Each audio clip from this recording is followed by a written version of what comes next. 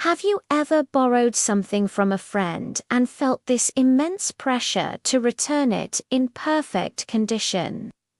Well, a few years back, I had an experience that took that feeling to a whole new level. It started on a pretty normal Friday afternoon. My car was in the shop for what felt like the 100th time, and I had this important meeting I couldn't miss across town.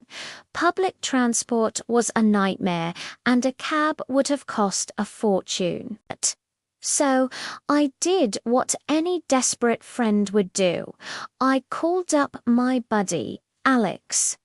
Alex is one of those guys who has it all together. Great job, nice apartment, and a ridiculously cool car. It was his pride and joy, a vintage muscle car he'd spent years restoring. It was a beauty, a gleaming black beast with a roaring engine. I knew he was protective of it, but he was also one of the most generous people I knew. When I explained my situation, he hesitated for just a second before saying, "Yeah, man, of course. Just be careful with her." I promised I would treat it like my own firstborn child. I even joked about it. Looking back, that joke feels pretty sick. He dropped the keys off at my place. As he handed them over, he gave me this look. It was a mix of trust and pure, unfiltered anxiety. He ran through a quick list of the car's quirks. How you had to pump the gas twice before starting it. How the radio sometimes cut out, the usual stuff for an old car. I nodded along, eager to get going. I thanked him profusely, promising to have it back by evening, full tank of gas and all. He clapped me on the shoulder, said, "Drive safe," and left. Sliding into the driver's seat was like stepping into another era. The smell of old leather and gasoline was intoxicating. The engine rumbled to life with a satisfying growl that vibrated through my whole body. Driving it was an absolute dream. People were turning their heads on the street. I felt like a movie star. The meeting went great, and on the drive back, I was feeling on top of the world. I decided to take the scenic route home, a winding road that ran along the coast. The sun was setting, painting the sky in shades of orange and purple. It was perfect. That's when I decided to make a quick stop. There was a little grocery store just off the main road, and I remembered I was out of milk. It would only take 5 minutes.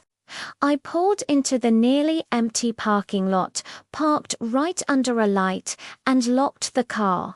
I even double-checked the lock, that familiar paranoid feeling kicking in. I went inside, grabbed the milk, and got stuck in a short line behind someone buying a lottery ticket for every member of their extended family. All in all, I was inside for maybe 10 minutes, tops. When I walked back out, my heart stopped. The spot where I had parked the car was empty. Just empty.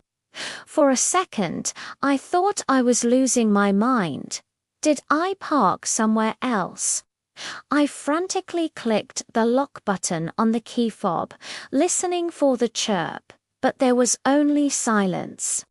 I ran around the small parking lot, my grocery bag swinging wildly. Nothing, it was gone. Alex's car, his baby, his meticulously restored classic, was gone. Panic set in like a tidal wave. My hands started shaking so badly, I dropped the milk, and it exploded on the asphalt. My mind was racing. How could this happen? I was gone for 10 minutes. I immediately called the police. While I was on the phone, trying to explain the situation to the dispatcher, my other line started buzzing. It was Alex. My blood ran cold. I let it go to voicemail. What was I supposed to say? Hey man, you know your priceless, irreplaceable car. Yeah, I kinda lost it. The police arrived, took my statement, and were, let's just say, not very optimistic. Cars like this, they get stolen. They're usually on a boat or in a chop shop within hours, one of the officers told me, patting me on the shoulder with a sympathetic look. I felt sick. My phone buzzed again. Alex, and again. He was probably wondering where his car was. The guilt was crushing me. I felt like the worst friend in the history of the world. After the police left, I just sat there on the curb for what felt like an eternity, head in my hands. How was I going to fix this? I couldn't afford to replace a car like that. Our friendship was definitely over. I finally worked up the courage to call him back.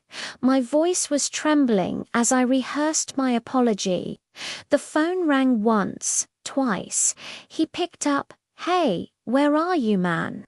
I was getting worried. His voice was cheerful. It made everything 10 times worse. I took a deep breath. Alex, man, I am so sorry. Something terrible has happened. I started to explain, my voice cracking, telling him about the grocery store, the empty parking spot, the police burr. There was a long silence on the other end of the line. I could feel my stomach twisting into a knot, bracing for the explosion of anger I knew was coming. I deserved it. But the explosion never came. Instead, after a few seconds that felt like a lifetime, I heard a sound. It was a strange sound. It wasn't anger. It was laughter. At first, it was a small chuckle, and then it grew into a full-blown, gut-busting laugh. I was completely confused. What's so funny? I stammered, thinking maybe the shock had finally made him snap. He took a moment to catch his breath. "Dude," he said, still laughing, "I'm so sorry. I should have told you. The car has a hidden kill switch and GPS. I saw you stopped at the store, so I thought it would be funny to mess with you for a minute. I remotely disabled it and then hid it. I was speechless. You what?" he continued. "Yeah, I drove over with my spare key and moved it behind the building while you were inside. I'm looking at you right now from my SUV across the street. You should see your face." I stood up and looked around wildly. Sure enough, parked across the street was Alex's other car, and I could just make out his silhouette in the driver's seat. And tucked away behind the far side of the grocery store, almost completely hidden by a dumpster, was the unmistakable gleam of his beautiful, perfect, not stolen car. The wave of relief that washed over me was so intense my knees almost buckled. It was quickly followed by a wave of annoyance. "You can't do that to people," I yelled into the phone, though I was starting to laugh too, the sheer absurdity of the situation hitting me. He was still howling with laughter.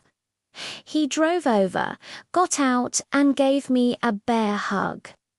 "I'm sorry, man, I'm sorry. he said, wiping tears from his eyes. The look on your face, though, it was priceless. I spent the next 10 minutes alternating between wanting to punch him and wanting to hug him again. He helped me clean up the milk I'd dropped, and we stood there in the parking lot just laughing about it. He told me he deinstalled the security system after a near theft a year ago, but couldn't resist the opportunity for what he called the ultimate prank. To this day, it's a story we tell at every party, and while it was probably the most stressful 20 minutes of my entire life, I have to admit it was a pretty epic prank. It also taught me a valuable lesson. Never ever borrow anything from a friend with a twisted sense of humor. And maybe, just maybe, buy your own milk on your own time. Thanks for sticking with me through that story. If you've ever had a friend pull a crazy prank on you, I'd love to hear about it in the comments below. Don't forget to like this video and subscribe for more stories. See you next time.